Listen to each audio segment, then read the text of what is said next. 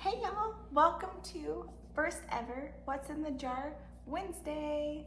I cannot wait to start doing this. I'm gonna post a video every single Wednesday and I'm gonna be grabbing one of these jars off of our apothecary shelf here at the Beard and Lady in Chester, Arkansas. And we're gonna talk about what these awesome plants in the jars can do for us. Plants are our helpers and we're gonna learn all about them. Also, you can come get these herbs anytime you'd like. Wednesday, Thursday, 10 to 3, Friday and Saturday, 10 to 6, and Sunday from noon to 6. So y'all come see us here in Chester, Arkansas, and join me every Wednesday for What's in the Jar Wednesday. Ooh, I can't wait. Can y'all guess what today is? I have been obsessed with this plant all year long. It's been my obsession all year. And that would be Slippery Elm. This is the jar that it's in, and inside is a magical little bark powder that is native to the eastern coast of the United States. If you make like a tea out of it, you combine it with water, it's gonna get real goopy on you.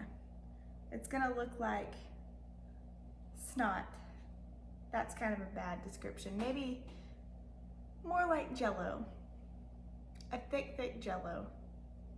It gets goopy, but you'll find out why that's a good thing. Pre-refrigeration, they would actually use slippery elm and its goopiness. It'll just coat up, and they would use that for keeping meat from retarding without having it in refrigeration.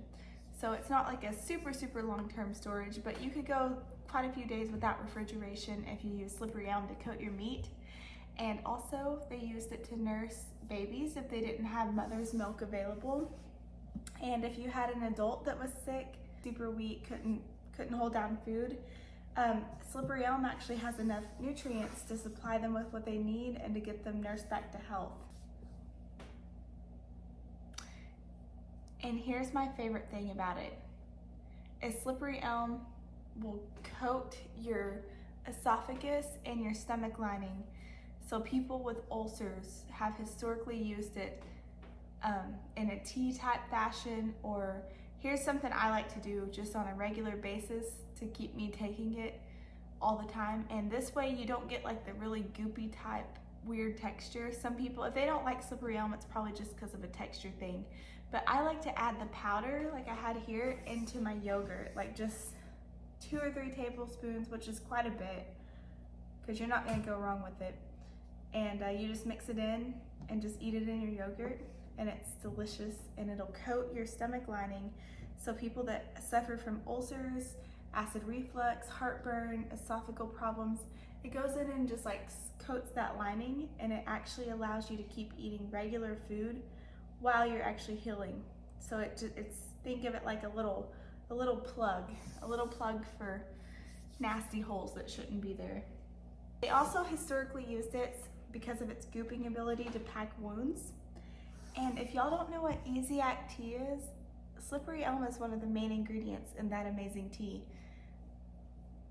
That's like a whole nother video, but if y'all don't know what Easy-Act tea is, look it up. It's Cassie spelt backwards, and that's a whole nother story in itself. I feel terrible for all of the struggles that this Easy-Act tea blend caused her, but she sure did help so many people, and slippery elm is one of the main ingredients in there.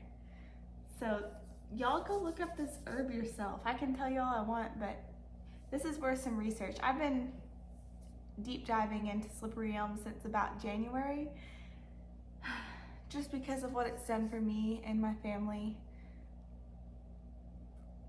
I remember early this year, Sean Man got sick for about a week, and I was avoiding it for a while.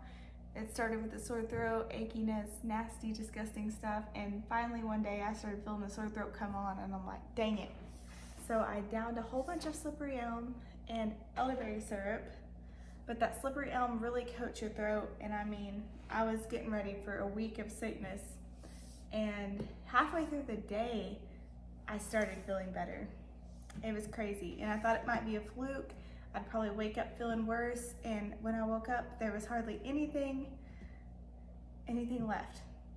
Nothing. I was good, brand new next day. Any esophageal irritation, any kind of bleeding, ulcer, nasty kind of stuff going on in your stomach lining, even constipation, Slippery Elm will coat your bowels and your intestines, and it will help you have a bowel movement way easier. So y'all check this out. That's all I've got to tell you for tonight. I mean, there's probably so many more things that Slippery Elm can do for you, but do your own research.